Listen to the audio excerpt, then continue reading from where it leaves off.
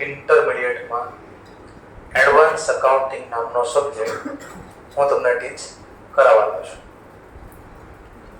Advance accounting chapter કે subject એ બે ભાગમાં વહેંચાયેલું છે.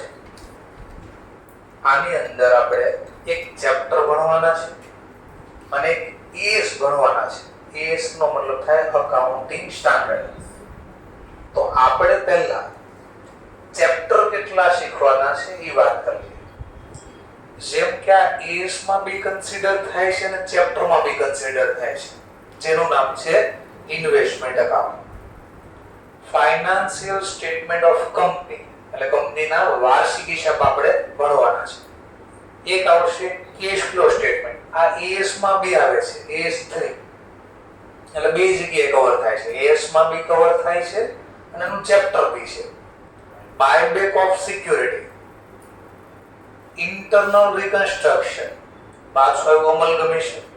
તો અમલગમેશન પાછું બંનેમાં કવર થાય છે, ચેપ્ટરમાં બી કવર થાય છે અને એએસ માં બી કવર થાય. એએસ 14 નામનો આવશે. એક આવશે બ્રાન્ચ એકાઉન્ટ. તો બ્રાન્ચ બી બંને કવર થશે. અકાઉન્ટના ફોર્મમાં એટલે કે એએસ ના ફોર્મમાં બી આવે છે અને ચેપ્ટરના ફોર્મમાં બી આવે છે. અને છેલ્લું સીએફએસ, આ ઓન્લી એએસ ના ફોર્મમાં આવે છે. તો મેન આ મોટા મોટા ચેપ્ટર છે, અથવા એએસ બી કહી શકો, મિક્સ છે એટલા માટે. આ નિયર તમારો 50 માર્ક્સ નો છે. કેટલા માર્ક્સ નું? 50. એટલા ચેપ્ટર ભણો એટલે નિયર 50 માર્ક્સ તમારા આવી ગયા. ધેન આફ્ટર જે બાકી વધશે એસ વધશે. ટોટલ એસ 1 થી લઈને 29 સુધી છે. 1 થી 29. એમાં વચ્ચે એક બી એસ નથી. ત્યાર પછીના બધા જ ક્રમમાં છે 1 થી લઈને 29.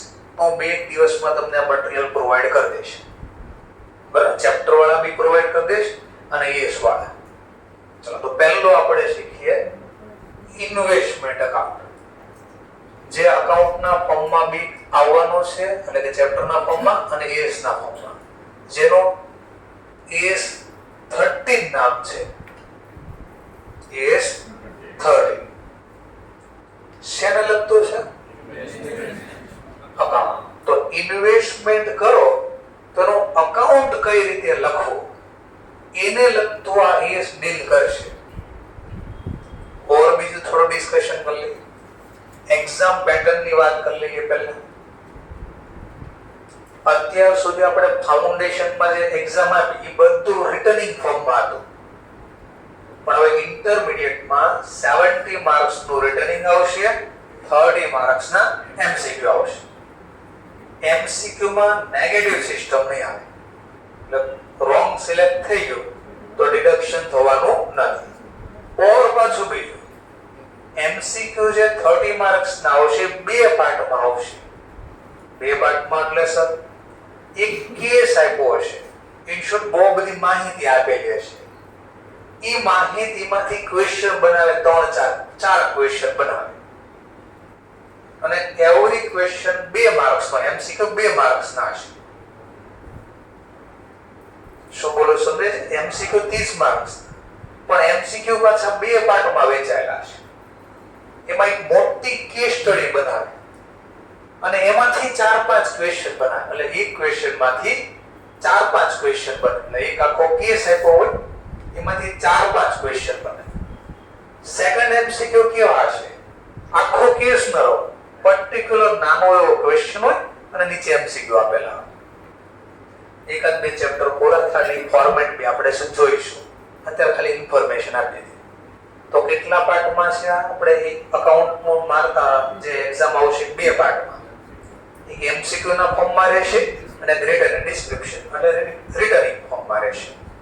તો 70 માર્ક્સ નું રિટર્નિંગ, 30 માર્ક્સ ના એમસીક્યુ. પણ એક્ઝામ 100 માર્ક્સ ની નહીં આવે, 120 માર્ક્સ ની આવશે. 20 માર્ક્સ તમારા ઓપ્શન હશે. એટલે આમાં આ નથી લખો તો અલ્ટરનેટિવ આ પણ તમે લખી શકો. એમસીક્યુ માં કોઈ અલ્ટરનેટિવ નહીં આવે, ડિસ્ક્રિપ્શન માં આવશે. તો બીજી રીતે કહો તો ડિસ્ક્રિપ્શન 90 માર્ક્સ નો હશે. લખવાનો કેટલો હશે? 70 માર્ક્સ. આટલું ક્લિયર? ચલો, તો પહેલું ચેપ્ટર ભણાવવા જઈ રહ્યો છો અથવા એસ ભણાવવા જઈ રહ્યો છો, ઇન્વેસ્ટમેન્ટ અકાઉન્ટ. ચલો તો પહેલા તો મનમાં ક્વેશ્ચન થવો જોઈએ, આ એસ બન્યું શા માટે? પહેલા ક્યાંક તકલીફ હશે તો જ ક્યાંક બન્યું હોય. તો શું તકલીફ થઈ હશે? તો બે પ્રકારની તકલીફ થઈ હશે. પહેલું, ઇન્વેસ્ટમેન્ટ કોને કહેવાય? અને બીજી તકલીફ થઈ હશે, ઇન્વેસ્ટમેન્ટને રેકોર્ડ કેમ કરવો, લખવો કેમ? આ બે તકલીફ છે, એનું સોલ્યુશન લાવે. એની પહેલા ઘણા ઓર ક્વેશ્ચન થાય, પણ સર પેલા અકાઉન્ટિંગ સ્ટાન્ડર્ડ એટલે શું? એ તો કયો સ્ટાન્ડર્ડ, દર બહુ દર આપે એને સ્ટાન્ડર્ડ કહેવાય. હા સાચું કહું છું, કારણ કે 1 થી 30 કેસ 29 કેસ છે, એમાં મોટા ભાગના 2-3 તો અહીંયા કવર થયા, બાકીના વિચારો એપ્રોક્સ 25 સ્ટાન્ડર્ડ શીખવાના અને 50 માર્ક્સ નો આવે, અને ખાલી 4 ચેપ્ટર 5 ચેપ્ટરમાં 50 માર્ક્સ નો આવે. તો કેટલો દર થાય, કેટલું વાંચવાનું? એટલે નામ પડ્યું છે અકાઉન્ટિંગ સ્ટાન્ડર્ડ. અકાઉન્ટિંગ સ્ટાન્ડર્ડ એટલે સ્ટાન્ડર્ડ નો મતલબ થાય એક સરખો ધારાધોરણ, નિયમ કે આવું થયું છે તો આમ જ લખવાનું, આવા પ્રકારના ટ્રાન્ઝેક્શન છે તો આમ જ રેકોર્ડ કરવાનું. એને સ્ટાન્ડર્ડ કહેવાય, ધારાધોરણ કહેવાય, લખવાના ધારાધોરણ. શેના લખવાના ધારાધોરણ? તો અકાઉન્ટ. એટલે નામ પડ્યું અકાઉન્ટિંગ સ્ટાન્ડર્ડ. તો કયા સ્ટાન્ડર્ડ ની વાત થઈ વિચારી લો. અકાઉન્ટ. તો પહેલા ક્વેશ્ચન પૂછ્યો છે કે ઇન્વેસ્ટમેન્ટ કહેવાય કોને? એ જ નો ખબર હોય તો બધા પોતપોતાની રીતે અકાઉન્ટિંગ કરે, મજા આવે એ રીતે સમજવા માટે. કોઈ અંદાજે કહી શકે ઇન્વેસ્ટમેન્ટ એટલે શું કહેવાય? બેઠા બેઠા જ બોલવાનું છે, જેવું આવડે એવું. બીકોઝ એનું કારણ બી આપો છું, જેવો ઇન્ટર કમ્પ્લીટ થશે ને તો 2 ટ્રેનિંગ લેવા જવાનું થાય વીઆર મોલ ની પાછળ આઈસીઆઈ ભવનમાં. તો ના 2 ટ્રેનિંગ લેવા જશો ને આવી રીતે વચ્ચે અહીંયા ઊભા રાખશે અને બધાની વચ્ચે પ્રેઝન્ટેશન આપવાનું હોય. એમાં 200-300 આંખો આપણને જોતી હોય, એટલે ખબર પડી 200-300 આંખો એટલે 100-150 સ્ટુડન્ટ બેઠેલા હોય અને આપણે આમથી આમ આંખો કરતા હોય. તો ત્યાં ગભરામણ ન થાય. તો અહીંયા આપણે બેઠા બેઠા એટલીસ્ટ બોલી ગઈ ને તો ત્યાં ક્યારેક બોલી શકશું. તો જેવો ખબર પડે એવો અંદાજે બોલી શકો. કોને કહેવાય ઇન્વેસ્ટમેન્ટ? તમારા મત પ્રમાણે. પછી આ એસ કયા પ્રમાણે એ શીખવું, કોઈ કહી શકે એમ, જેવું સમજાય એવું. કોઈ નહીં ટ્રાય તો કર કે અમે નો કેવો ઓહા કરતા હોય તો બસ એવું સમજો કોઈ નથી ઊભું અહીંયા, ઇનવિઝિબલ. ટ્રાય તો કરો એટલીસ્ટ. અંદાજ તમારા મતે શું કે? માની લો ઇન્વેસ્ટમેન્ટ અંદાજ, હા ક્યાંક રોકવાનું તો બદલામાં ક્યાંક આવક મળે, એને જનરલી આપણે સાદી ભાષામાં ઇન્વેસ્ટમેન્ટ કહીએ. ક્લિયર? હવે બીજો ક્વેશ્ચન, રોકશું તો મળશે ને? ચલો તો ક્વેશ્ચન ક્યાં રોકશું? તો બીજો ક્વેશ્ચન આ યસ ને થયો કે રોકાણ કહેવાય કોને, ક્યાં રોકી શકાય? ચલો સમજવા માટે, ભૂલથી ઘરેથી આપણને પપ્પાએ 5 લાખ આપી દીધા, આપીને એટલે જ કીધું ભૂલથી આપી દીધા, 5 લાખ આપી દીધા. હવે વિચારો તમારા મતે ભાઈ ક્યાં રોકશો 5 લાખ તો તમને વળતર મળે? શું કરશો 5 લાખ? ચલો સરસ છે, સ્ટોક માર્કેટ તમારા પ્રમાણે અંદાજ, એમડી મૂકશો સરસ, એમની બાજુ અંદાજ, મ્યુચ્યુઅલ ફંડમાં સરસ, છેલ્લે કોર્નર ઉપર તમારા મતે ગોલ્ડમાં સરસ, ચલો એમની બાજુ, ગવર્નમેન્ટ સિક્યુરિટીમાં સરસ, એમની બાજુમાં અંદાજ. ગોલ્ડનો ભાવ બહુ વધી ગયો, ધ્યાન રાખજો રોકવામાં. એમની બાજુમાં અંદાજ. ઓકે, એમની બાજુમાં જેવું આવડે અંદાજ. ઓકે, એમની બાજુમાં મ્યુચ્યુઅલ ફંડ. અહીંયા માની લો બિઝનેસ કરશો સરસ, ચલો એમની બાજુ. ઓકે, એમની બાજુ, એમની બાજુ, એમની બાજુ, એમની બાજુ. ફાર્મ હાઉસમાં કોઈને નથી રોકવા, ફાર્મ હાઉસમાં રોકવા. એવો ફાયદો, કેટલો ફાયદો! 1-2 દિવસના મેરેજ હોય 2 લાખ 3 લાખ રૂપિયા લે.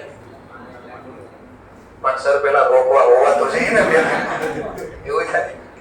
ટૂંકમાં તમે જો બોલ્યા અહીંયા રોકવા જોઈએ તો બદલામાં ક્યાંક મળશે.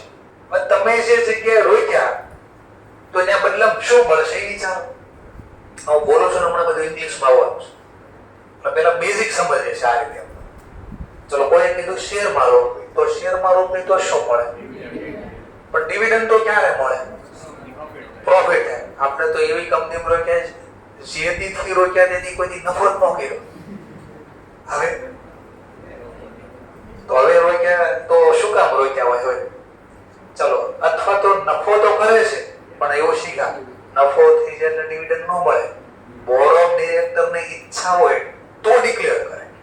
ચલો એવી કંપનીમાં રોકે છે એમાં વર્ષોથી નફો કરે પણ ડિવિડન્ડ નથી આપતા, તો હવે શું કામ રોક્યા? ભાવ વધારો. તમને જે બોલ્યો ને બધું હમણાં આવશે કે આવક કઈ રીતે, શા માટે રોકવી, કઈ રીતે રોકવી, એમાં બધું ઇંગ્લિશમાં લખશું પછી. તો ચલો બીજું, તમે રોકતા પહેલા વિચાર્યું કાંઈ કે ક્યાં રોકવી છે અથવા શા માટે રોકવી છે? ત્યાં તમે કીધું માની લો કે બે શેર બજારમાં, પણ અલ્ટરનેટિવ બીજું વિચાર્યું ન વિચાર્યું કે શેર બજાર સિવાય બીજે રોકવા જોઈએ ન રોકવા જોઈએ? રીઝન ડિસિઝન લેવા રીઝન એ છે ને ક્યાં. ચલો ખબર પડી કે આપણને પહેલા તો પૈસા પપ્પાએ આપે કેટલા સમય માટે આવ્યા છે ખબર પડી. 2 મહિના માટે પણ વર્ષની એફડી મૂકી દીધી તો અધવચ્ચેથી એફડી તોડી તો કાંઈ વ્યાજ ન મળે. શું ખબર પડી ને? તો સમય બી જોવો પડશે, કેટલા સમય માટે રોકાણ કરવાનું થશે આપણે, તો પછી આવક પ્રમાણે મળશે આપણને. તો એટલો જે બોલવે છે એમાં આવશે. બીજું ઓવરવાશું, ખરીદા પછીનો અકાઉન્ટ લખવો પડશે ને આપણે. ચલો તો ખરીદી વખતે કઈ ખર્ચા થાય કે ડાયરેક્ટ એમનેમ ખરીદી લેવી? ખર્ચા બી ક્યાંક થતા હશે. તો ઓર ક્વેશ્ચન, તો કયો ખર્ચો એમાં એડ કરશું? ખરીદી વખતે કેટલા પ્રકારના ખર્ચા થઈ શકે, એમાંથી શું બધા ખર્ચા એડ થાય? તો કયા એડ કરવા, કયાનો એડ કરવા? ઓર બીજું, ખરીદ્યા પછી ક્યાંક વેચશું તો ખરી ને, તો વેચશું તો કઈ ખર્ચા થાય, તો એનું કેમ લખવું? કયો ખર્ચો એમાં લખવો ન લખવો વેચાણ વખતે? ઓર બીજો ક્વેશ્ચન થાય, વેચાવી કોઈ ઇન્વેસ્ટમેન્ટ સોલ્ડ કરવી તો એમાં શું થાય? પ્રોફિટ લોસ થાય. તો પ્રોફિટ લોસ કઈ રીતે કાઉન્ટ કરવું? ઓર પાછો યાદ આવશે, ઇન્વેન્ટરી નામનું ચેપ્ટર કઈ ફીફો, લીફો, એવરેજ એવું કઈ યાદ આવે છે? હા, તો first in first out E method વાપરો, એટલે કે કોસ્ટ ફોર્મ્યુલા કયા વાપરો? તો વેચો એનો પડતર ગોતવી કેમ? COGS, cost of goods sold. તો મેં કોસ્ટ ઓફ ઇન્વેસ્ટમેન્ટ, જે ઇન્વેસ્ટમેન્ટ વેચી એની કઈ પડતર, તો એ કઈ રીતે કાઉન્ટ કરવી? ઓર એક ચેપ્ટર પાછું ઇન્વેન્ટરીનું જ પાછું, વર્ષના એન્ડ ઓફ ધ યર જે ગુડ્સ સોલ્ડ ન કર્યા હોય, પરચેસ કર્યા પછી સોલ્ડ નથી થયા, સેલ નથી થયા, તો આપણે કયા નામે ઓળખીએ? Closing stock. તો યાદ કરો, ક્લોઝિંગ સ્ટોક કઈ પ્રાઇસે રેકોર્ડ થાય? whichever is lower. પણ કોણ whichever is lower? કોસ્ટ ઓર એનઆરવી. તો કઈ પ્રાઇસ લખો? તેમાં અહીંયા બી કોઈ ઇન્વેસ્ટમેન્ટ ખરીદ્યું પછી વર્ષના અંતે વેચ્યું નહીં તો તેના કઈ પ્રાઇસે રેકોર્ડ કરવું? ઇક્વેશન થાય. તો એના માટે જોવું પડશે પહેલા ઇન્વેસ્ટમેન્ટ કેટલા સમય માટે રોક્યું, એના આધારે ડિસિઝન લેશું કઈ પ્રાઇસે રેકોર્ડ કરવું. આવું જેટલું બોલ્યો એ હમણાં તમારા શીખવાનું છે. તો ચલો જોઈએ. તો AS13 તો બોલ્યા બધું આવ્યું જોઈએ. What are the various form of investment? એટલે various form એટલે હા, તો કેટલા પ્રકારના, કયા કયા પ્રકારના જગ્યાએ તમે રોકાણ કરી શકો. તો તમે હમણાં જાતે બોલ્યા આટલી જગ્યાએ હોઈ શકે. બીજું કીધું ક્લાસિફિકેશન ઓફ ઇન્વેસ્ટમેન્ટ, ઇન્વેસ્ટમેન્ટના ભાગ પાડવા સમય પ્રમાણે, ટાઈમ પ્રમાણે કે કેટલા સમય માટે રોકવા છે તો એ ભાગ પાડવા પડે. How to compute cost of investment, એટલે જે ખરીદા એની કોસ્ટ કેમ નક્કી કરવી, કેલ્ક્યુલેટ કરવી. પ્રમાણે જે ભાગ પાડવાના હતા કે લોંગ ટર્મ ઇન્વેસ્ટમેન્ટ કે શોર્ટ ટર્મ નો બોલવો તો બીજું નામ છે કરંટ ઇન્વેસ્ટમેન્ટ. કેટલા સમય માટે રોક્યા એના આધારે. ઇન્વેસ્ટમેન્ટ પ્રોપર્ટીમાં કર્યું તો એટલે પ્રોપર્ટી એટલે જમીન મકાન, એમાં ક્યાંય રોકાણ કર્યું તો કેમ લખવું. ડિસ્પોઝલ ઓફ ઇન્વેસ્ટમેન્ટ એટલે ડિસ્પોઝ કરવો એટલે વેચી નાખો, સેલ કરવો.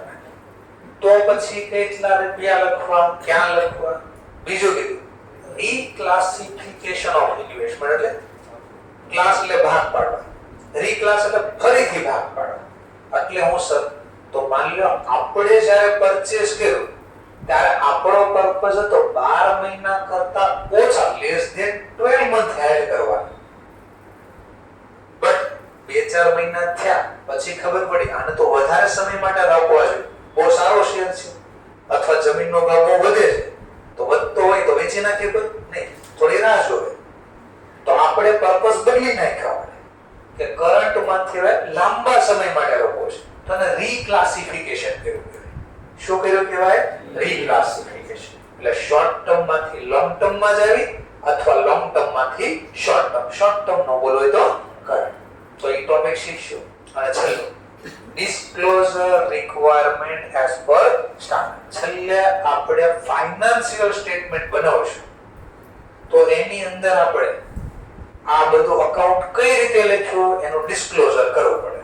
એન પછીનું ચેપ્ટર શીખશો ને ત્યારે વધારે સમજાશે. આ શીખશો ત્યારે ફાઇનાન્શિયલ સ્ટેટમેન્ટ ઓફ કંપની. તો ડિસ્ક્લોઝર ક્યાં થાય? નોટ્સ ટુ અકાઉન્ટમાં થાય કે બેલેન્સ શીટના ફોર્મેટમાં લખાય કે બોર્ડ ઓફ ડિરેક્ટરના રિપોર્ટમાં લખાય, ક્યાં લખવું એ આ ચેપ્ટર શીખવાય છે આપણને.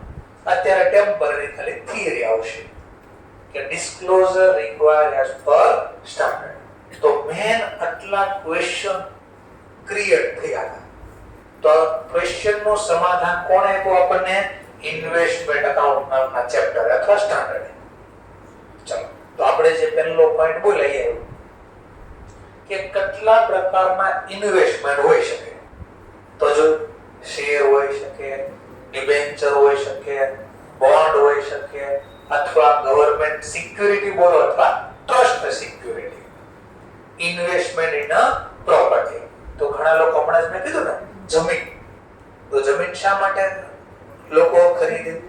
ભાડું કમાવા માટે. ભાડું અથવા ઘણા લોકો દુકાન ખરીદે, જાતે બિઝનેસ નથી કરવો તો શોપ નો કરશે, દુકાન કોઈને રેન્ટ ઉપર આપી દેશે. તો rental earn on a investment. કઈ ઇન્વેસ્ટમેન્ટ ની વાત કરે? પ્રોપર્ટી એટલે લેન્ડ, બિલ્ડિંગ. અધર સ્પેસિફિક નેચર એટલે આની સિવાય બીજા કોઈ જગ્યાએ રોકાણ કર્યું તો મેં કાઉન્સમાં લખી દીધું મ્યુચ્યુઅલ ફંડ. તો એક્ઝામમાં પૂછે કે વેરિયસ ટાઈપ ઓફ ઇન્વેસ્ટમેન્ટ કયા છે એનું લિસ્ટ આપો, એક્ઝામ્પલ આપો. તો 3-4 એક્ઝામ્પલ લખી દેવાનું. સમજાય છે? તો તમે જે બેઝિક્સ શીખાય તમને મનમાં આવે વિચારો કે પપ્પા આપણને પૈસા આપે તો ક્યાં રોકવી એ નામ લખી દેવાના બધે. તો હમણાં તમે બોલે એ જ બધા નામ આવ્યા. ઓકે, ચલો નેક્સ્ટ પોઈન્ટ. હવે ડેફિનેશન આવી કે ઇન્વેસ્ટમેન્ટ પહેલા કેવો કોને. તો વર્ડ્સ બધા મહત્વના છે. એમસીક્યુ માટે જે અંડરલાઈન કર્યું ને આ બધા મોસ્ટ વર્ડ્સ તમારે યાદ રાખવાના થશે અને એમાંથી એમસીક્યુ ક્રિએટ બનશે. તો પહેલા કીધું ઇન્વેસ્ટમેન્ટ આર એસેટ. પહેલા તો હું જે રોકાણ કરું છું ને એ આપણી એસેટ છે. બટ એ એસેટ શું કરી છે? આપણે હેલ્ડ કરી એટલે રાખી છે એસેટ. શા માટે રાખી છે? તો લખ્યું છે બાય એન્ટરપ્રાઇઝ એટલે ધંધાએ, પેઢીએ. શા માટે? Four earning income. ઇન્કમ એટલે આવક. આવક કમાવા માટે. પણ આવક થાય કઈ રીતે? પહેલા તો ડિપેન્ડ્સ ઓન ક્યાં રોકાણ કર્યું છે. જેમ કે શેર ઉપર રોકાણ કર્યું હોય તો ડિવિડન્ડ મળે, એફડી મૂકી હોય તો ઇન્ટરેસ્ટ મળે, અથવા મકાન કોકને ભાડે આપ્યું હોય તો રેન્ટ મળે.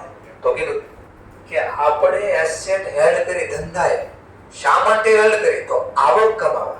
આવક કઈ રીતે થઈ શકે?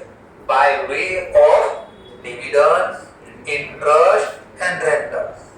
અથવા ત્રણમાંથી એકય નથી થતું તો બીજો પર્પસ શું હોઈ શકે આપણો રોકવાનો?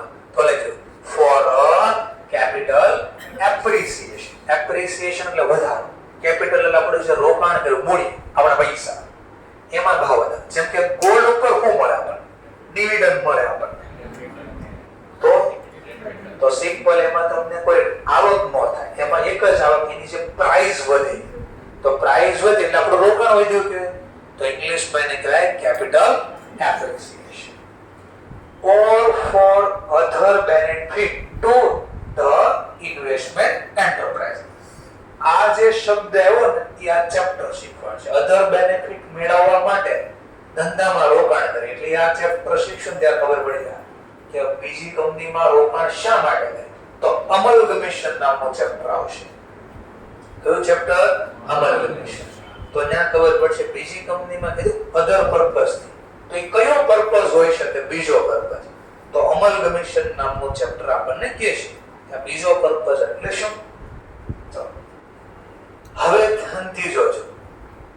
એસેટ હેલ્ડ તો ઉપર હું લખ્યું જો અહીંયા એસેટ. પણ હવે વર્ડ શું વાપર્યો છે? Asset held as a stock in trade. Stock in trade આનો મતલબ ધંધામાં સ્ટોક મેં જે રાખ્યો છે એ મારો બિઝનેસ ના પર્પસ થી રાખ્યો. બિઝનેસ ના પર્પસ નો મતલબ રોજ ખરીદવું, રોજ વેચવું. તો મારો નોર્મલ બિઝનેસ ઇન્વેન્ટરી બની ગઈ મારી. તો આ જે એસ આને કવર કરશે નહીં. જો તમારો મેન ધંધો જ હોય, કયો ધંધો? રોજ શેર ખરીદવા, રોજ વેચવા, તો એને ઇન્વેસ્ટમેન્ટ નો કહેવાય.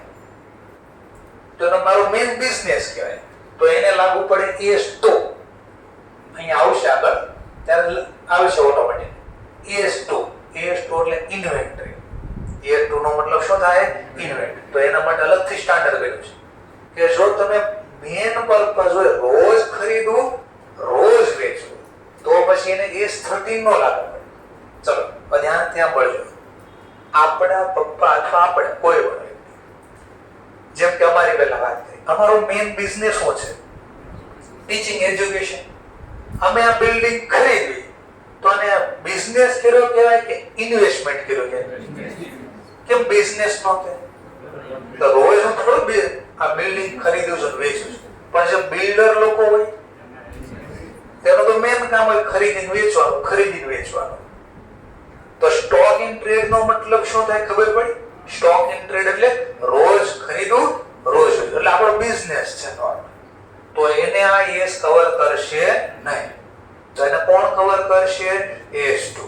તો મને આગળ લખેલું આવશે એક્સેપ્શન ને બધું. ઓર બીજું કીધું અમે અહીંયા પણ ડીલ નથી કરતા.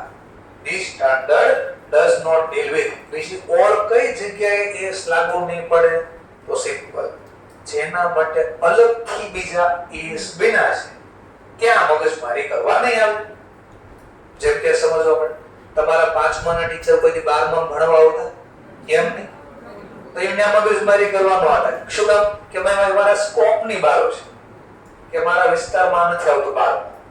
તેના જેમ કે 13મો છે, આ કઈ જે મારા સ્કોપમાં આવતો નથી. કયો નથી ટોપિક આવતો? તો પહેલા the basis for recognize of interest. હવે ધ્યાનથી જોજો, આ ટોપિક કામનો છે. એમસીક્યુ પર્પસ થી ટિક કર, પછી કાલે મટીરીયલ આપી દો ત્યારે ટિક કરી દેજો. Interest, dividend and rental earn. ધ્યાનથી સાંભળજો. પહેલા કીધું ક્યાં રોકાણ કરવી આપણે? Share, debenture, bond. તો એને ખરીદો, વેચો, એમાં નફો થાય, એને એસ13 લાગુ પડશે. ફરીથી શેર ખરીદો, વેચો અને એમાં નફો નુકસાન થાય, એને એસ13 લાગુ પડશે. પણ એ જ શેર ઉપર તમને જો ડિવિડન્ડ મળે તો એને એસ13 નહીં લાગુ પડે, એને એસ9 લાગુ પડશે. એસ9 નો મતલબ થાય રેવન્યુ રિકોગ્નાઇઝ. એસ9 નો મતલબ શું થાય? Revenue recognise. આવક કેમ લખાય? ઈ ડીલ કોણ કરશે? એસ9. તો આનો મતલબ આને કીધું મારો વિસ્તાર માત્ર કેટલો? જે રોકાણ કરો, ખરીદો, એને કેટલા રૂપિયાથી લખો, વેચો તો કેટલાથી લખો, અને એના ઉપર પ્રોફિટ લોસ કેટલો થયો ઈ કેમ ગણો, એટલું નિર્ભર છે. એના ઉપર જે આવક થશે,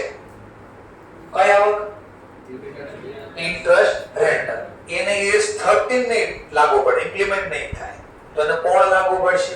AS9. ચલો બીજું કીધું ઓપરેટિંગ ઓર ફાઇનાન્સિંગ લીઝ. શબ્દનો આવડે કોઈ પ્રોબ્લેમ નથી, કારણ કે બહુ બધી વાર રિપીટ થાય અને એ સહી શીખવાના બાકી. ઓપરેટિંગ ઓર ફાઇનાન્સિંગ, તો એને કોણ લાગુ પડશે? AS19. તો ત્યાં બી નહીં, પણ સર હોય હું તો કહી દઉં પેલા. લીઝ નો મતલબ 11-12 થી સીધા ભાડા પટ્ટાનો મકાન. કયું મકાન? હા, તો વિચારો કોઈ આપણે મિલકત ખરીદી પછી કોઈને ભાડે આપી દેવી છે, તો આનું અકાઉન્ટિંગ કોના પ્રમાણે થાય? AS19. તો પછી આ માથાકૂટ ન કરે કે ભાઈ આના માટે આવા ભાડા માટે અલગથી AS બન્યો છે, તો એના પ્રમાણે લખો તમે. સમજાય ગયો પોઈન્ટ? ચલો તો ડિટેલમાં જ્યારે AS19 આવશે ને ત્યારે ખબર પડે આમાં શું ફરક છે. ધ્યાન આપજો. Investment on retirement benefit plan. જેમ કે આપણે ત્યાં એમ્પ્લોય કામ કરતા હોય કોઈ, તો કંપનીમાં તો નિયમ છે અને લો ટેક્સેશન ને બધું શીખશો થોડા, તો એમાં આવે કાયદો શું કે તમારે ત્યાં એમ્પ્લોય જે કામ કરતા હોય તો એ રિટાયર થાય તો એને અમુક રૂપિયા તમારે આપવા પડે. તમે ઓલું સાંભળ્યું હોય તો ક્યાંક પેન્શન આપે, ગ્રેજ્યુટી આપે, એવું કંઈક સાંભળ્યા હોય તો શબ્દ, બરાબર, પ્રોવિડન્ટ ફંડ એવું બોલે. એનો મતલબ દર વર્ષે આપણે થોડા રૂપિયા છે ને એમ્પ્લોયના નામે ક્યાંક મૂકવી, રોકાણ કરે, અને જ્યારે એમ્પ્લોય ધંધામાંથી જશે ત્યારે રોકાણ કરીને વેચી નાખે અને એના જે પૈસા આવે ને એમ્પ્લોયને આપી દે. તો જો રોકાણ કર્યું ધંધા માટે નથી રોકાણ કર્યું, કોના માટે રોકાણ કર્યું? એમ્પ્લોય માટે. તો એના ઉપર જે આવક થાય રોકવી એના પૈસા એને કેમ લખો? તો AS13 કે આવી મને ન ખબર પડે, એના માટે અલગથી AS બનાવ્યું છે. AS15 એમ્પ્લોય બેનિફિટ એક્સપેન્સ અથવા એમ્પ્લોય બેનિફિટ ખાલી. તો AS તમારા કવર થશે AS15 એમ્પ્લોય બેનિફિટ પ્લાન. તો એમ્પ્લોયને રિટાયર માટે તમે ક્યાંક રોકાણ કર્યું છે તો AS13 પ્રમાણે લેખાય. કોના પ્રમાણે લેખાશે? AS15. એવી જ રીતે કર્મચારી જે કામ કરે છે એમ્પ્લોય, તો કંપની ખબર હોય તો તમને કામ કરતા કરતા કઈ બીમાર થઈ જાય અથવા ધંધામાં કામ કરતા એટેક આવ્યો, ડેથ થઈ જાય અથવા એના ઉપર કઈ વસ્તુ પડી ગઈ તો કામ તો આપણે ના કરે છે.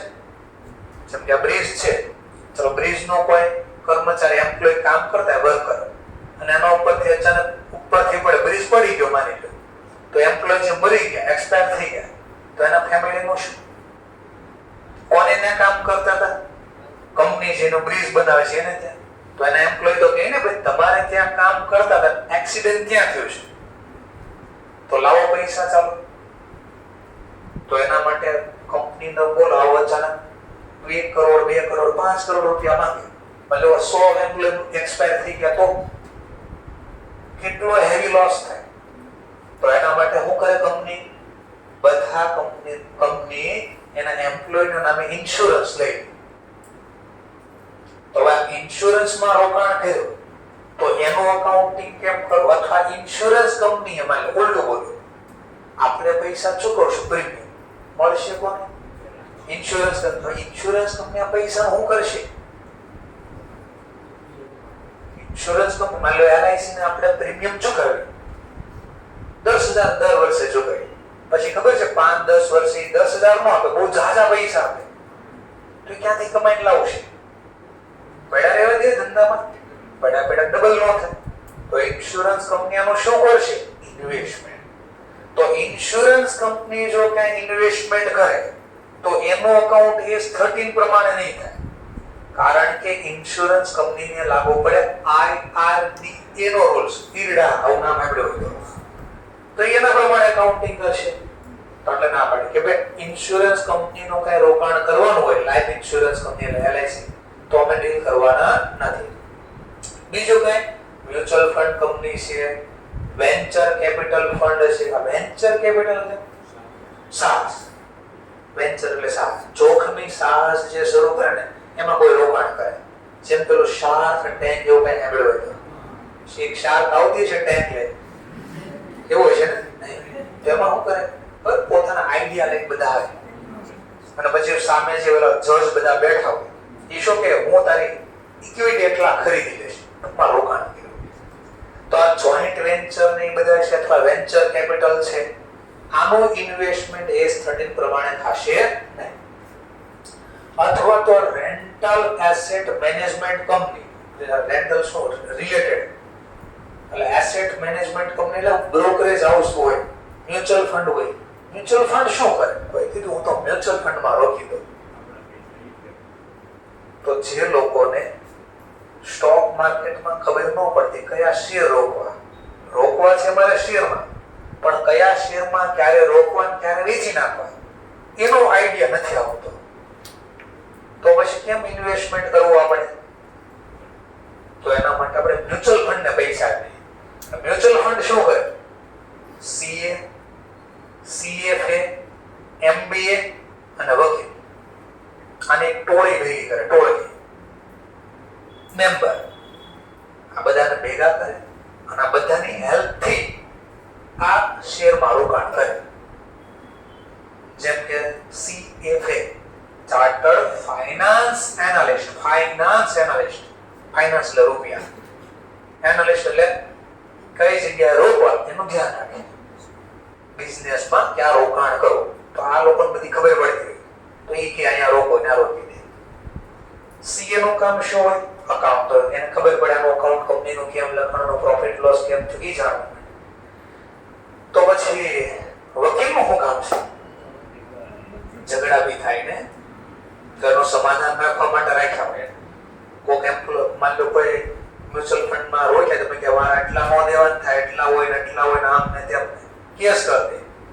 તો ભાઈ કેસનું સમાધાન કરવું પડશે ને, તો વકીલ લોકોની બી જરૂર પડે. ટૂંકમાં ગ્રુપ હોય, એમ ન ખબર ઝઘડો નથી થતો, પણ તમે શીખ્યા કંપની હોય છે કાંઈ એ બધા તો કાયદા પ્રમાણે ચાલે છે કે નહીં? તો કોઈ કેસ કરી દીધો કાયદા પ્રમાણે નથી ચાલતું, તો પછી કાંઈ CS નું કામ હું CA ને CS કંપની સેક્રેટરી, એનું કામ કાયદા પ્રમાણે ચાલે છે. ચલો કાયદા પ્રમાણે નથી ચાલતું, તો હવે કંપની ઉપર કેસ થાય તો હું CS લડવા જાય, તો એના માટે એડવોકેટ છે. એટલે બધાનું કામ અલગ અલગ છે. તો જેને જેમાં નોલેજ છે એવા બધા વ્યક્તિ ભેગા કરે અને આપણે પૈસા ના દે કે આપણા બધી રોકી દે, તો બદલામાં એને શું મળે? બ્રોકરેજ મળે. શું મળે? મફતમાં તો કોઈ સેવા ન કરે ને ભાઈ. તો આપણા પૈસા આપણે એને આપી તો એને બદલામાં સેવા આપી, ક્યાં રોકવા, એના બદલામાં કમિશન લઈ લે, બ્રોકરેજ લઈ લે. એને અપ ફ્રન્ટ લોડ કહેવાય, બેક એન્ડ લોડ કહેવાય. એટલે એન્ટ્રી એક્ઝિટ શેર તમે મ્યુચ્યુઅલ ફંડ ખરીદો ત્યારે લાગે, મ્યુચ્યુઅલ ફંડ વેચો ત્યારે લાગે, કમિશન બોલો, બ્રોકરેજ બોલો. તો એના માટે અલગથી એસ છે. અને ઓર બીજું કે કોઈ કંપનીની સ્થાપના પર્ટિક્યુલર સ્ટેટ ગવર્નમેન્ટ અથવા સેન્ટ્રલ ગવર્નમેન્ટે સ્પેશિયલ એક્ટ પસાર કરીને કોઈની સ્થાપના કરી હોય કંપનીની, તો એને AS13 લાગુ નહીં પડે. કેમ ન લાગુ પડે? અને એના માટે સ્પેશિયલ એક્ટ બનેલો હોય એટલા માટે. તો કે જેનો સ્થાપના થઈ હોય અંદર અલગ અલગ કંપની એક્ટ બનાવીને કંપની એક્ટ હોય અથવા કોઈ પણ એક્ટ હોય તો એના પર, જેમ કે LIC, તો LIC માટે સ્પેશિયલ એક્ટ પસાર કરો, IRDA, તો એનો ફોલો કરવો પડે રૂલ્સ. તો કોને લાગુ પડે કોને નો, બેઝિક થોડું સમજાય, રિપીટ થશે. ચલો હવે હમણાં જે વાત કરી હતી કે ભાઈ પૈસા આપ્યા પછી પેલા ચેક કરવો પડે ક્યાં રોકવા. નકર શું થાય? 3-4 મહિના રોક્યા પછી ખબર પડી કે આ તો હમણાં પૈસા પાછા આપવાના, તો FD ના 4 મહિનાનું વ્યાજ કઈ ન મળે આપણને, તો વેસ્ટ થઈ ગયા આપણા પૈસા. તો ચેક કરવું પડે કેટલા સમય માટે રોકવાના, તો એ પ્રમાણે પૈસા રોકાય. FD મુકાય તો 3 મહિનાની મૂકવી જોઈએ, વર્ષની FD ન મુકાય. 3 મહિનાની FD આવે, 6 મહિનાની આવે, તો આપણે સમય ઉછળવો પડે. તો ઇન્વેસ્ટમેન્ટ બે પ્રકારના હોઈ શકે, સમય પ્રમાણે, ટાઈમ પ્રમાણે. કયા બે પ્રકાર? કરંટ નો બોલવો તો શોર્ટ ટર્મ એટલે સમય, અથવા બીજું નામ છે long term. Long term investment બહુ સારું. કોને કહેવાય લોંગ ટર્મ? તો જેને શોર્ટ ટર્મ નો કહેવાય ને લોંગ ટર્મ કહેવાય. લખ્યું છે long term investment is investment other than એટલે ના આના સિવાય કોના સિવાય કરંટ જે કરંટ ઇન્વેસ્ટમેન્ટ નથી એના સિવાયના ઇન્વેસ્ટમેન્ટ લોંગ ટર્મ કહેવાય. તો એનો મતલબ આ શીખવા માટે પહેલા શું શીખવું પડે? કરંટ. ચલો તો શોર્ટ ટર્મ કરંટ શીખી લઈએ. કોને કહેવાય? is a investment that is by in a nature કેવા સ્વભાવનું હોય રોકાણ કરો તો કીધું readily realizable એટલે ઝડપથી readily નો મતલબ ઝડપથી realize એટલે મળવું ટૂંકમાં જ્યારે વેચવું હોય ત્યારે વેચીને પૈસા મેળવી શકાય and intend to be had intend એટલે ઈરાદો to be had એટલે રાખી કેટલા સમય માટે for not more than 1 year એક વર્ષ કરતા વધારે હેડ કરવાનો આપણો પર્પસ નો ઈરાદો નો પણ ક્વેશ્ચન થાય ક્યાંથી વર્ષ તો ફ્રોમ ડેટ ઓફ એક્વાયર અથવા પરચેઝ જ્યારથી ખરીદો ત્યારથી ચેક કરો એક વર્ષ માટેનો ઈરાદો હોવો જોઈએ લેસ ધેન 1 year જો એક વર્ષ કરતા વધારે સમય માટે રોકાણ કર્યું તો એ બની જશે લોંગ ટર્મ ઇન્વેસ્ટમેન્ટ. તો બે વસ્તુ જોઈએ આપણે કોને બે પોઈન્ટ કવર થયા. કોને કહેવાય કરંટ ઇન્વેસ્ટમેન્ટ શોર્ટ ટર્મ? તો પહેલું બધું રેડલી રિયલાઇઝ અને જે હેડ કર્યો છે એનો પર્પસ કેટલા સમયનો છે? લેસ ધેન 1 year 1 year નો બોલે તો 12 month. ક્યાંથી આ 12 મહિના ક્યાંથી કાઉન્ટ કરવાના? ફ્રોમ ડેટ ઓફ ઇન્વેસ્ટમેન્ટ મેડ એટલે ઇન્વેસ્ટમેન્ટ કર્યું અહીંયા ઇન્વેસ્ટમેન્ટ કાઢો નથી આ મેડ નો તો ઇન્વેસ્ટમેન્ટ કરો બનાવો ઇન્વેસ્ટમેન્ટ બન્યું જ્યારથી ત્યારથી the intention જોઈને લખીને આપો કે આ કીધું ઇન્ટેન્શન ક્યારથી કરવાનું intention to be hold for not more than 1 year is to be judged એટલે ક્યાંથી ધારણા કરવાની at a time of purchase of investment તો જ્યારથી પરચેઝ કર્યું ને ત્યાંથી કાઉન્ટ કરવાનું છે તમારે. સર એવું કેમ કીધું આ લોકોને મને શું તકલીફ થઈ છે આ લોકોને? તો હું રીઝન આપું છું સમજવા માટે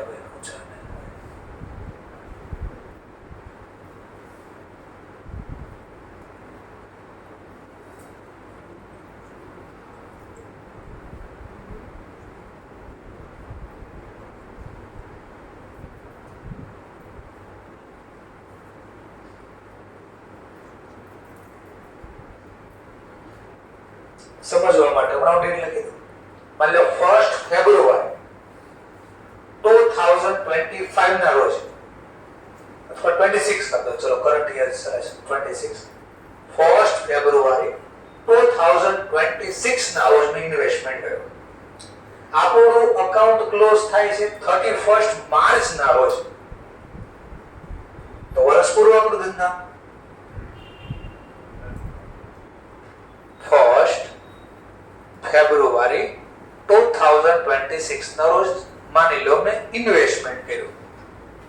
શેમાં? ઈ તો લખી દે શેરમાં ઇન્વેસ્ટમેન્ટ કર્યું.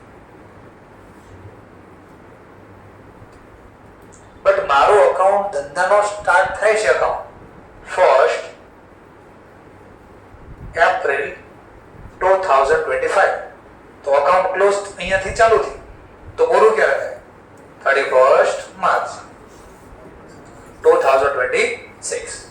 તો જો આ યસ નો તો શું કરતા હતા બધા? તો કે જો વર્ષ થઈ ગયું અહીંયા ખરીદી પણ મારો અકાઉન્ટ તો અહીંયાથી ચાલુ થાય અહીંયા પૂરું તો વર્ષ થઈ ગયું જોઈ તો કે તમે અહીંયાથી તમારું અકાઉન્ટ ક્યારથી ચાલુ થયું ત્યારથી નહીં 12 મહિના ક્યાંથી કાઉન્ટ કરો તો કે જે મેં પરચેસ કરો ત્યાંથી કાઉન્ટ કરવાનું છે. તો અહીંયાથી જો માત્ર કેટલો સમય 2 મહિના થયા તો આને કેવો ઇન્વેસ્ટમેન્ટ કહેવાય? Short term. અહીંયાથી ક્લિયર મુદ્દો એટલે પ્રોબ્લેમ ક્રિએટ થતો એટલે આવો શબ્દ લખવો પડે એ છે નહીંતર મન ફાવે ત્યાંથી જજમેન્ટ કરતા હતા. તો ઓર બીજું છે રોકાણ થશે એક બને એમસીક્યુ ના ક્વેશ્ચન બને એવા પોઈન્ટ સમજાવો છો પહેલા. ચલો તમે રોકાણ અહીં કે તો રોકાણ ઉપર શું થાય? ઇન્કમ થાય. તો આવક બે પ્રકારની થાય સમય પ્રમાણે અને અમાઉન્ટ પ્રમાણે. ચલો એક આવક થાય ફિક્સ આવક થાય એટલે મહિનો પૂરો થાય એટલા મળે જેટલા તો એને ફિક્સ આવક કહેવાય. બિયરિંગ એટલે મેળવવું ભોગવવું સહન કરવું. ફિક્સ બિયરિંગ સિક્યુરિટી સિક્યુરિટી એટલે રોકાણ. તમે જ્યાં જે જગ્યાએ રોકાણ કર્યું એમાં આવક કેવી થાય છે? ફિક્સ. જેમ કે મકાન કોઈને ભાડે આપો તો 1 મહિનો પૂરો થાય તો 1 મહિનો પૂરો થાય માની લો 1000 મહિના, તો બીજો મહિનો પૂરો થાય 2000 મળે, 1000 જ મળે. સોરી મિસ્ટેક કે ત્રીજો મહિનો પૂરો થાય 3000 મળે. હા, તો ફિક્સ રહે. તો આને કેવું રોકાણ કર્યું કહેવાય? ફિક્સ બિયરિંગ સિક્યુરિટીમાં રોકાણ કર્યું કહેવાય. તો અમુક રોકાણ કેવા હોય? વેરિયેબલ બિયરિંગ સિક્યુરિટી હોય. એનો મતલબ ફિક્સ નો એટલા મળે, વધારે મળે, ઓછા મળે, નોય મળે. જેમ કે તમે શેરમાં રોકાણ કરો તો શેર ઉપર શું મળે? ડિવિડન્ડ. બોલો કેટલા ટકા મળે અથવા કેટલા રૂપિયા મળે? કોઈ ફિક્સ નહીં. એક તો પેલા કંપનીમાં જેમાં રોકાણ કર્યું એ નફો કરે તો, અને પ્લસ બોર્ડ ઓફ ડાયરેક્ટરને ઈચ્છા હોય એટલું એમાંથી ડિવિડન્ડ આપે બી ખરા, ન બી આપે. ડિવિડન્ડ પ્રોવાઈડ કરે બી ખરા, ન બી પ્રોવાઈડ કરે. તેને કહેવાય વેરિયેબલ. ટૂંકમાં જેનો ફિક્સ નથી કેટલા મળશે એને કેવી સિક્યુરિટી બોલાય? વેરિયેબલ સિક્યુરિટી બોલવામાં આવે. તો બે પ્રકારની હોય. ફિક્સ ઇન્કમ બિયરિંગ સ્ક્રિપ્ટ બોલો, સ્ક્રિપ્ટ એટલે રોકાણ, અથવા બીજું હોય વેરિયેબલ ઇન્કમ બિયરિંગ સ્ક્રિપ્ટ. તો નામ બે લખી દીધા છે. જેમ કે જો ગવર્નમેન્ટ સિક્યુરિટીમાં રોકાણ કરો, ક્યાં હોઈ શકે? ગવર્નમેન્ટ સિક્યુરિટીમાં બોન્ડ હોય, ગવર્નમેન્ટના ડિબેન્ચર હોય, અથવા બેંકમાં તમે શું મૂકી દો? Fix deposit. તો બધામાં શું મળે? તમે એક ચેપ્ટર ફાઉન્ડેશનમાં શીખ્યા હતા ડિબેન્ચર. તો ડિબેન્ચર ની આગળ ક્યાંક રેટ લખેલો આવતો.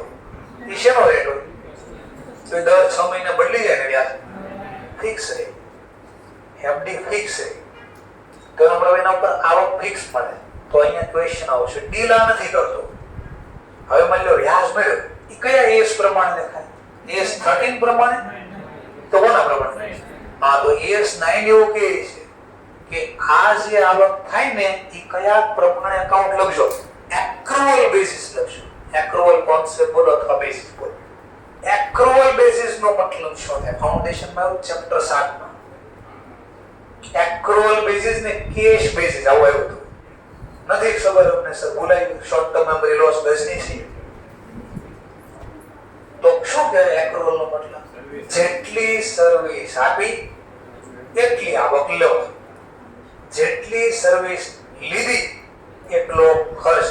નો મેટર કેશ રિસીવ થયા હોય તોય ભલે નોંધ, અથવા કેશ પે કર્યા હોય તોય ભલે નોંધ. અને એક ઓર યાદ કરે, એનપીએ નામનું ચેપ્ટર, એમાંય તમે ખબર એટલે તો 11 અચ્છું બચ્ચું લખતા પેલું અગાઉથી ચૂકવેલા ચૂકવવાના બાકી પ્લસ માઇનસ કરતા. તો આજે પ્લસ માઇનસ કરતા કોના કારણે લખતા? આના કારણે. કયો કોન્સેપ્ટ હતો? એક્રુઅલ કોન્સેપ્ટ. તો ઇન્કમ જે છે ફિક્સ બિયરિંગ ઇન્કમ, એનો અકાઉન્ટ S9 પ્રમાણે થાય. અને S9 કે છે એમાં કયા પ્રમાણે લખજો? એક્રુઅલ. આ બધા MCQ છે, એક માર્ક્સ. અને આ ચેપ્ટર સૌથી પહેલા એટલે ભણાવો છો જે કેશ બેઝિસ સિનારિયો હશે એમાં હિસ્ટ્રી ચેક કરી લેજો. આ ચેપ્ટરમાંથી લગભગ આવ્યું છે. એ પછી 10 માર્ક્સ માં આવે, 20 માર્ક્સ માં આવે, 5 માર્ક્સ માં આવે, પણ આવી કન્ફર્મ છે. એટલે પહેલા ચેપ્ટર લીધું એટલે એને લખ દાખલાના ફોર્મમાં આવી છે તે ચેપ્ટરમાંથી MCQ ફોર્મમાં આવી છે. એટલે સૌથી પહેલા મેં આને કવર કર્યું છે. ઓકે, ચલો. હું 20 પેપર તમને આપીશ ફાસ્ટ. અને 20 પેપરમાં જોશો ને 20 પેપરમાં તો આમાંથી હશે. MCQ ના ફોર્મમાં હશે ને, અકાઉન્ટના ફોર્મમાં એટલે દાખલાના ફોર્મમાં પણ હશે. એક્ઝામ્પલના. તો વેરિયેબલ બિયરિંગ છે કયા બેસિસ લખાય? Receive concept basis. એટલે રિસીવ નો મતલબ જ્યારે મળે ને ત્યારે આવક લખશું. ડિવિડન્ડ જ્યારે મળી જાય ને ત્યારે એને આવક તરીકે લખવાનું. પછી એવું નહીં કે ભાઈ આજે સાંજે સપનામાં આવ્યા હતા બોર્ડ ઓફ ડિરેક્ટર અમને, એને કીધું નહીં હું ડિવિડન્ડ આપી શકતો ને, લખી નાખો. એમ નહીં ચાલે.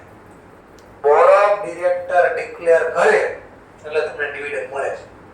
ડિવિડન્ડ મળ્યો એટલે લખી નાખવાનું. તો કયો કોન્સેપ્ટ કહેવાય ને?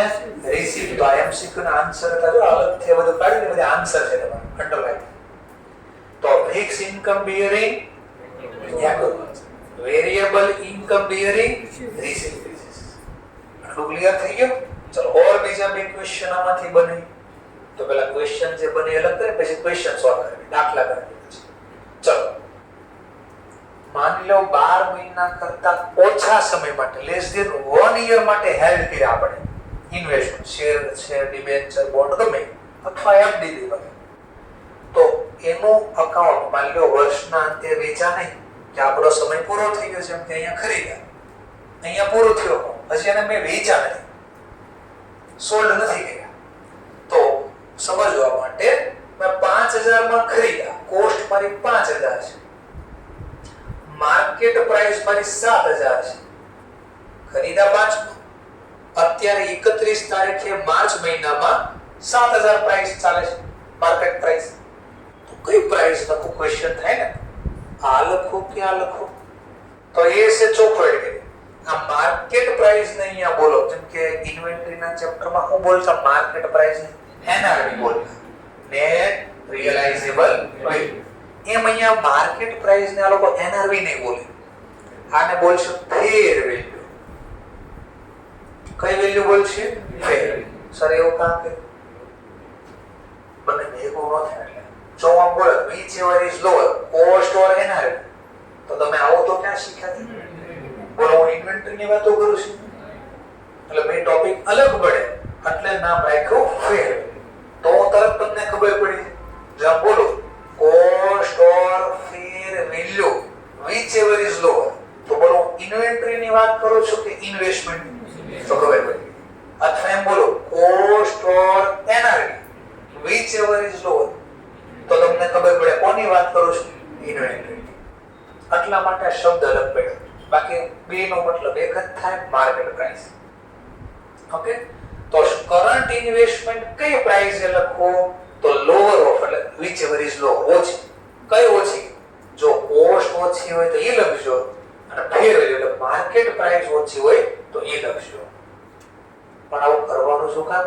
આને કીધું એટલે આપણે લખી નાખવાનું. એક રીઝન તો હશે ને. શું રીઝન? તો આપણે કેસ 1 શીખશું, 11-12 થી શીખાશું, ફાઉન્ડેશન માં શીખાશું, ઇન્વેન્ટરી માં શીખવાડે કેમ ઓછી પ્રાઇસ લખાય. તો કેતો ક્યાં કે ભવિષ્યનો નફો, future profit should be participate when will be realized, but future loss should be participate today. આવું કંઈક કહેતું. કોણ કહેતું? બે નામ એના મેં આપ્યા. પ્રુડન્સ નો કોન્સેપ્ટ, પ્રુડન્સ નો બોલો, બીજું નામ હતું કન્ઝર્વેટિઝમ. યાદ આવ્યું? તો આણે કીધું એટલા માટે કે ભવિષ્યનો નફો થાય ત્યારે લખો. જો 5000 ની બદલે 7 લખી દઉં આજે ચોપડામાં તો ભાવ વધી ગયો, તો નફો 2000 થઈ ગયો. બોલો એક્ચ્યુઅલ માં જે મેં વેચ્યું છે તો નફો છો નહીં તોય મેં ખોટો લખી નાખ્યો. એટલે આ નિયમ બન્યો કે ઓછો હોય ને લખો, વધારે. ચલો, બધી કંપનીનો પર્પઝ શું હોય? ઓછા દેખાડો, વધારે ભાવે દેખાડો. કેમ ઓછા ભાવે નહીં વધારે ભાવે દેખાડે? અથવા તમે કહ્યું પ્રમાણે બે કારણ આપો છો. આ નિયમ બનવાનો બે રીઝન આપો છો. કંપની હોય ને, કંપની, એ કંપનીના શેર હોય, શેરનો ભાવ વધે છે ને આધારે શેનું વેલ્યુએશન? હા, પ્રોફિટ. તો પ્રોફિટ હું ઓછો દેખાડીશ તો મારું વેલ્યુએશન વધશે. ભલે પ્રોફિટ ઓછો દેખાડીશ તો મારું વેલ્યુએશન વધશે, ઘટે. આ તો બધાનો પર્પઝ હોય, વેલ્યુ વધારવાનો પર્પઝ. પણ સર વેલ્યુ વધારે શું કામ? તો બે રીઝન પાછા. કા શેરની પ્રાઇસ વધારવા માટે, શેરનો ભાવ વધે તો જ આપણો રોકાણમાં નફો થાય. અથવા બીજું, શેરનો ભાવ નથી વધારવાનો પર્પઝ, લોન લેવાનો પર્પઝ. બેંક લોન કોને આપે? ઓબ્વિયસલી વિજય માલ્યા જેવા લોકોને આપશે. કેમ? કે મૂળ જાય, ઉઠી ગયા. તો વિચારો 2011-12 વિજય માલ્યાએ બેંક કરપ્શન હોતે કે કિંગફિશર એરલાઇન્સ, KFA નું નામ હતું, પ્રીમિયમ એરલાઇન્સ કહેવાય. પ્રીમિયમ એરલાઇન્સ એટલે શું છે? એ એરોપ્લેનમાં કોઈ બેસીને આવે ને તો અહીંયા છે ને બેલ્ટ બાંધે, એ જ્યાં સુધી જાતે ન તૂટે ને ત્યાં સુધી બેલ્ટ કાઢે નહીં. એટલું પ્રીમિયમ કહેવાતું કે આ એરલાઇન્સમાં બેને જે ભાવ આવતો હોય બીજી એરલાઇન્સ નો ભાડું એની કરતા 3-4 ગણું ભાડું વધારે હોય. તો બોલો 4 ગણા રૂપિયા કોણ ભેગા? તો વ્યક્તિ પાસે ક્યાં થશે? હું પૈસા તો મારા પાસે પૈસા છે એવું દેખાડવા હતું. આમાં ફટલી બાઈ ઊંચી મેળવો બોલો હમણાં આવ્યું છે ને એટલા પેન્ટ ઊંચા પહેરવાના. હવે હમણાં પાછી આવશે 2-4 મહિનામાં અથવા વર્ષમાં નવી સિસ્ટમ. બુટ દેખાવાનો છે એવા પેન્ટ પહેરશે. બરાબર છે. પછી અહીંયાથી આમ ફૂગો થઈને એવા પહેરશે બલૂન જીન્સ. બલૂન થાય તો બધી સિસ્ટમ લાવવામાં આવતી હોય છે. ઠીક છે, આપણે ધ્યાન નથી અહીંયા જોઈએ. તો આ બે પર્પસ થી લોકો કરતા નફો વધારવાનો પ્રયત્ન કરે. એટલે આના બદલે આ જ લખે અને આમ હોય ને જો આમ 4000 તો આનો લખે તો પછી કે આ લખશું આપણે નફો વધે. એટલે આ નિયમ બનાવ્યો. કયો નિયમ બનાવ્યો? કન્ઝર્વેટિઝમ. બીજું નામ છે એનું પ્રુડન્સ. તો S1 માં પહેલા આ શીખશું કે તમે જે ધંધો લખો ને, અકાઉન્ટ લખો ને, એનો નિયમ જ્યારે સિલેક્ટ કરો ને કેમ લખો ત્યારે આને ધ્યાનમાં રાખજો. પ્રુડન્સ કોન્સેપ્ટ. એવી પોલિસી બનાવજો કે ભવિષ્યનો નફો ને થાય ને ત્યારે લખજો, પણ ભવિષ્યનો લોસ આજે લખજો કે વિચ એવર ઇઝ લો. એટલે કાંઈ પણ તમે અકાઉન્ટ લખો ને તો એનો જ્યારે નિયમ બનાવો ને ત્યારે આને પહેલા ધ્યાનમાં રાખજો. એવું S1 એ કીધું છે. એ શીખશું ત્યારે. ચલો હવે કરંટ નહીં, મેં લોંગ ટર્મ ઇન્વેસ્ટમેન્ટ કર્યું. એટલે માની લો જમીનમાં રોક્યા 5 વર્ષ માટે. અહીંયાથી મેં માની લો જમીનમાં રોક્યા, લેન્ડમાં ઇન્વેસ્ટમેન્ટ કર્યું, બિલ્ડિંગમાં ઇન્વેસ્ટમેન્ટ કર્યું. માની લો સમજ લો 5 વર્ષ માટે. આ વર્ષ પૂરું થયું અહીંયા તો ક્વેશ્ચન કઈ પ્રાઇસ છે લોકો? માની લો એની કોસ્ટ 5000 છે, માર્કેટ પ્રાઇસ 8000 છે. કઈ પ્રાઇસ છે? તો આમાં નિયમ બનાવ્યો પાછો અલગ. આમાં પહેલા કીધું કોસ્ટ ટુ કોસ્ટ લખજે ભાઈ. લોંગ ટર્મ ઇન્વેસ્ટમેન્ટ કઈ પ્રાઇસ લખજો? Cost two. પહેલા કીધું કોસ્ટ પ્રાઇસ, પછી પાછું એક્સેપ્શન કે જો માર્કેટમાં કઈ ભાવ ઘટ વધે તો લખવાનું જ નથી, કોસ્ટ થી ઉપર નથી જવાનું. પણ માની લો માર્કેટમાં ભાવ કોસ્ટ કરતા ઓછો હોય તો જેમ કે આમ થઈ ગયું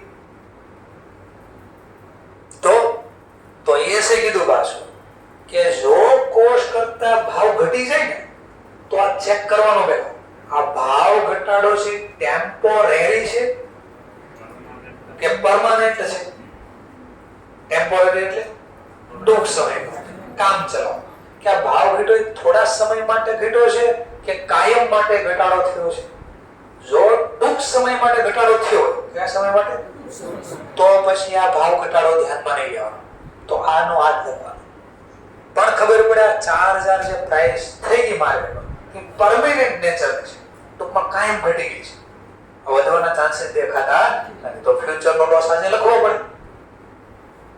ક્લિયર થઈ ગયું? તો કીધું એ કે એટ અ કોસ્ટ લખજો પહેલા, પણ માઇનસ ક્યારે કરજો? કોસ્ટ કરતા ભાવ ઘટે તો કે જે ઘટાડો હોય ને કેવો હોય?